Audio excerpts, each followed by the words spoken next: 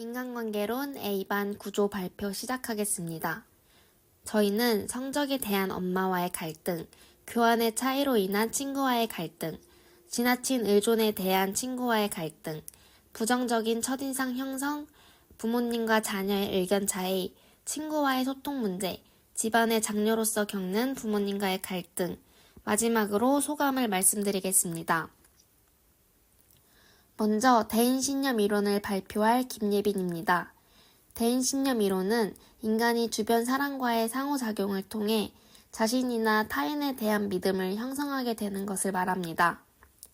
저는 중학생 시절 엄마와 성적에 대한 의견 차이로 인해 갈등을 겪었습니다.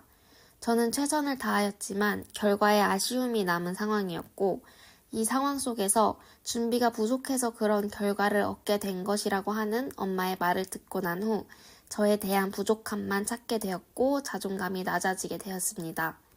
갈등의 과정을 살펴보자면 낮아진 자존감은 엄마와의 대화에서 제 부족함만 보이게 만들어 자주 대화를 회피하게 되었고, 그로 인해 서로에 대한 안 좋은 인식이 더 커지게 되었습니다.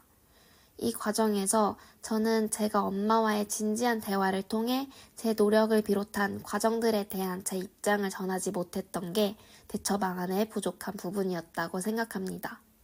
이 갈등 사례와 대인신념 이론에 대한 개념을 생각해 봤을 때 말 한마디 한마디에 자신과 타인에 대한 신념을 굳히는 것을 주의하고 대화를 통해 오해를 풀어나가는 것이 좋은 해결 방안이라는 생각이 듭니다. 안녕하십니까. 저는 오늘 사회교환 이론과 사회교환 이론에 기반한 갈등 사례를 발표할 김지현입니다. 사회교환 이론은 인간은 대인관계를 통해 서로의 욕구를 충족시키고자 하며 공평한 교환을 추구한다는 이론입니다. 이 이론은 관계 속에서 서로 주고받는 것이 균형하지 않을 때, 즉 한쪽에게 지나치게 치우쳐졌을 때 갈등이 발생한다고 설명합니다. 다음은 사회교환 이론에 기반한 갈등 사례입니다. 이것은 제가 고등학교 시절에 겪었던 갈등인데요.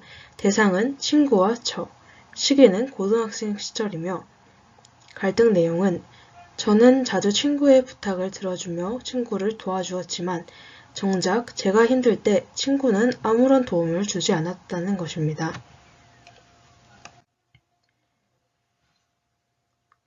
다음은 갈등 상황입니다. 저는 친구에게 나만 친구를 소중히 여기고 있는 것 같다. 친구는 나를 소중히 여기는 것 같지 않고 나에게 도움을 주고 있는 것 같지 않다라고 얘기를 했습니다. 친구는 너가 나에게 직접적인 도움 요청을 하지 않았기에 몰랐고, 그리고 말해줬다면 나는 너를 도왔을 것이다 라고 얘기했습니다. 다음은 갈등 진행 단계입니다. 첫 번째로 위와 같이 제가 친구에게 불만을 얘기해서 갈등이 시작되었습니다. 두 번째로 친구가 그 말을 받아들이지 않고 화를 내었고 결국 서로 말싸움을 하게 되었습니다. 이로써 갈등의 악화가 일어났습니다. 세 번째로 서로에게 실망한 저와 친구는 각각 다른 친구들에게 싸운 것을 얘기함으로써 편을 들어달라 하여 갈등의 확대를 일으켰습니다. 마지막으로 다른 친구가 저희의 상황을 중재해줌으로써 갈등의 해소가 일어났습니다. 다음은 대처가 미흡한 점입니다. 저는 친구의 성향을 고려하지 않았고 우리의 갈등이 발생하기 전 서로 충분한 소통을 하지 않았다는 점이 미흡했습니다. 향후 해결 방안입니다. 앞으로 저희는 서로 화를 내기 전에 불편한 점이 있으면 바로 서로에게 말하기로 하였습니다. 또한 친구가 저에게 그동안 도움받는 것을 당연하게 여긴 것을 사과하며 더욱 도움을 주겠다고 말했고 저도 친구를 앞으로 더 배려하기로 하였습니다. 성격장애 발표를 맡은 김령아입니다. 성격장애에는 A군, B군, C군의 성격장애가 있습니다. A군 성격장애에는 편집성, 분열성 성격장애가 있고 B군 성격장애에는 반사회적, 경계성, 연기성, 자기애성 성격 장애가 있습니다. C군 성격 장애에는 회피성, 강박성, 의존성 성격 장애가 있습니다. 저는 이 성격 장애 중에서 의존성 성격 장애와 관련된 갈등에 대해서 말씀드리고자 합니다. 여기서 의존성 성격 장애란 다른 사람의 도움 없이는 스스로 행동이 불가한 것을 의미합니다. 저의 갈등 대상은 학교 친구입니다. 시기는 중학교 때 있었던 일입니다. 갈등 내용을 간략하게 말씀드리자면 학교에서 개인이 해야 하는 일이 있었는데 저에게 계속 도움을 요청하던 친구가 이번에도 저에게 도움을 요청하였습니다. 갈등 상황에서 저는 제가 해야 하는 일이 있기 때문에 이번에는 도와주기 힘들다고 거절을 하였습니다. 갈등 단계에 대해서 말씀을 드리자면 친구가 저에게 이번에도 도움을 요청하였습니다. 하지만 앞서 말씀드린 것과 같이 저는 저에게 해야 할 일이 있고 항상 도와줘 왔기 때문에 이번에는 거절을 하였습니다. 하지만 제 친구가 이번에는 왜 도와주지 않냐고 저에게 짜증을 내었습니다. 근데 저는 그 짜증을 듣고 어이가 없어서 저도 같이 언성을 높이게 되었습니다. 이 갈등에서 미흡한 점은 지금까지 계속 그래왔다는 이유만으로 아무런 도움도 주지 않고 같이 언성을 높였다는 점입니다.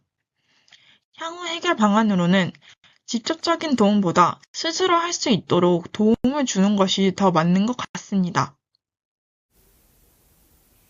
인상 형성 단계는 사람을 만났을 때 첫인상, 눈에 띄는 특징, 다른 사람과의 비교, 행동의 원인 해석 등을 바탕으로 상대를 빠르게 판단하고 평가하는 과정입니다.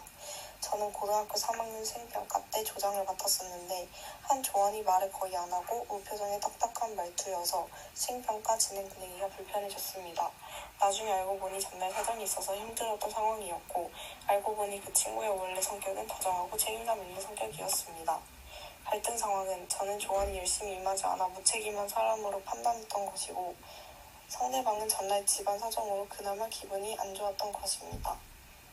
미흡했던 점은 첫인상만으로 그 친구가 불성실하고 차가운 성격 같다고 단정지었던 점이고 해결 방안으로는 첫인상만 보고 성격이나 태도를 단정짓지 않고 시간을 두고 지켜보는 태도 가지기, 사람마다 처한 상황이 다를 수 있다는 걸 인지하고 상대방 입장에서 생각해보려고 노력하기입니다. 교류 분석 이론의 갈등 사례와 해결 방안입니다. 갈등 사례로는 교류 분석 이론을 적용했고 이 이론을 선택한 이유는 부모와 자녀 간의 갈등을 자아 상태와 연관지어 설명할 수 있기 때문입니다. 갈등 대상은 부모님과 나이며 갈등 시기는 고등학생 때입니다. 갈등 내용은 새벽 시간 외출에 대한 의견 차이입니다. 갈등 상황에서 나의 입장은 자유롭게 행동하고 싶은 아동 자아이며 상대방의 입장은 자녀를 걱정하고 보호하고자 하는 부모 자아입니다. 갈등 진행 단계는 새벽 시간 외출에 대한 의견 충돌 이후 새벽 외출을 계속 고집하며 결국 부모님의 타협안으로 어른 한 명과 동행하여 외출하게 되었습니다. 대체로 미흡한 점은 나의 입장만 중요시하느라 부모님의 자아를 미처 존중하지 못했던 점입니다. 향후 해결 방안은 항상 상대방의 자아를 존중하려는 태도를 가지고 갈등 상황이 일어나면 먼저 자신의 마음을 가라앉혀 차분한 상태로 대화하는 것입니다. 안녕하세요. 저는 소통 이론을 맡게 된 김상우입니다. 소통 이론의 갈등의 대상은 고등학교 친구였고 시기는 작년 겨울이었습니다. 갈등 내용은 고등학교 친구와 사소한 소통 문제로 갈등이 생겼습니다. 갈등 상황은 고등학교 친구와 주말에 9시에 만나 영화를 보자고 약속을 잡았습니다. 저는 저녁 9시로 생각했고 상대방은 아침 9시로 생각했습니다. 갈등 진행 단계는 갈등의 시작, 긍정성, 왜곡이 일어났습니다. 대처 미흡한 점은 당시 정확한 의사소통 없이 오해할 수 있는 여지를 남겨둔 것입니다. 향후 해결 방안은 서로 간의 오해가 생기지 않기 위해 정확한 상호소통 및 의사소통입니다. 안녕하세요. 저는 역할이론에 관련된 갈등 사례에 대해서 소개하겠습니다.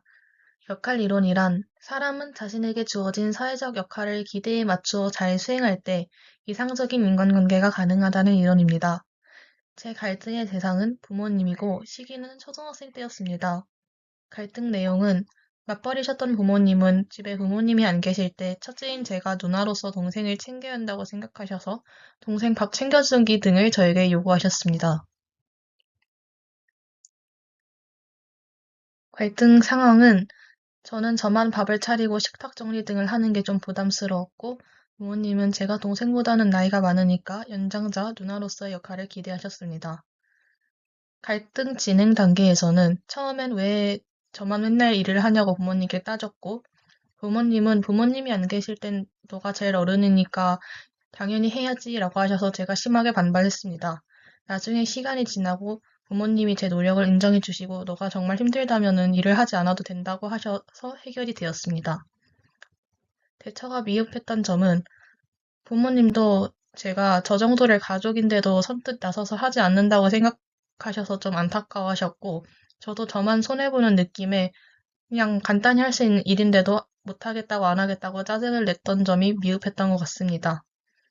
향후 해결 방안으로는 부모님도 제가 동생을 돌보는 것을 당연하게 여기지 않으시고 저도 어렵지 않은 일은 먼저 제가 하겠습니다 하고 나서서 하게 되면서 해결되었습니다. 또 나이를 먹으면서 부모님의 입장을 이해하게 되면서 해결된 것도 있습니다.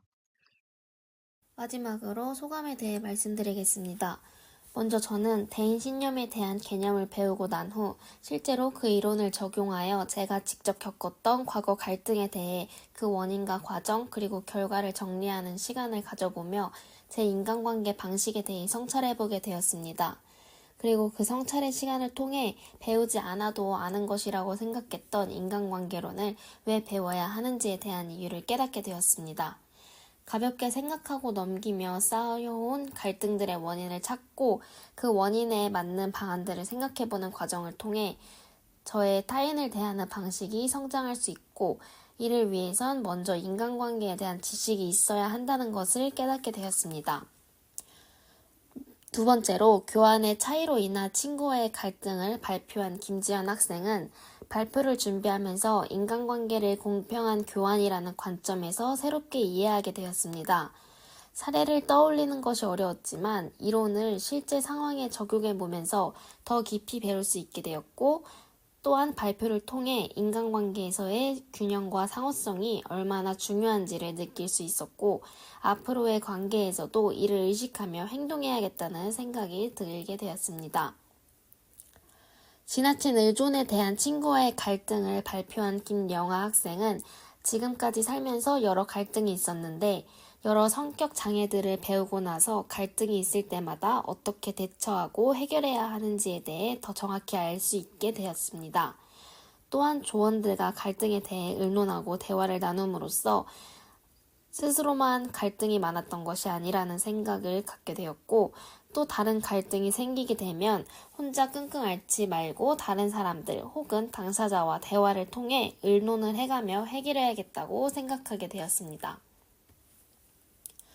부정적인 첫인상 형성에 대해 발표한 김동주 학생은 친구와 있었던 갈등을 다시 돌아보며 첫인상만으로 평가하지 말아야겠다는 생각을 하게 되었고 갈등을 해결하는 방법에 대해 많이 배우게 되었습니다.